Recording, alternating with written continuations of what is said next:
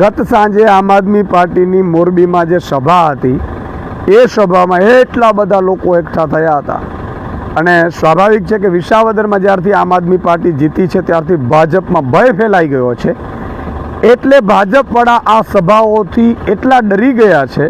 આગામી 2 મહિનામાં આવી 2000 સભાઓ ગુજરાતમાં થવાની છે અને ગુજરાતનો આખો માહોલ જ્યારે બદલવાનો છે. લોકો તમામ જગ્યાએ એવું કહે છે કે ભાઈ વિસાવદરવાળી કરીશું, પરિવર્તન લાવવાના મૂડમાં છે 7 કરોડ જનતા.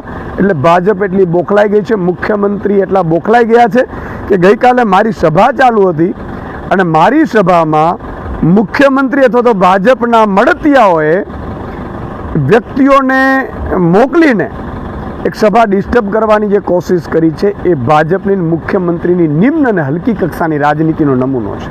ઈશુદાન ગઢવી પત્રકાર હતો ત્યારે ગરીબો, વંચિતો, શોષિતો, મધ્યમ વર્ગ, ખેડૂતો, યુવાનો માટે અવાજ ઉઠાવતો હતો અને આજે પણ ઉઠાવતો રહેશે.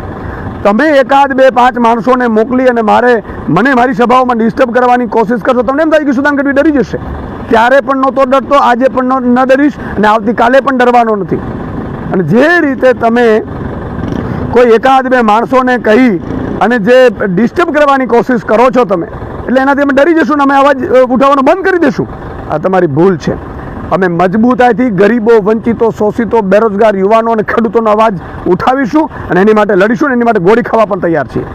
બીજું કે જે યુવાને આવેશમાં આવીને જેને પણ લાફો માર્યો છે એ આમ આદમી પાર્ટીનો કાર્યકર્તા નથી.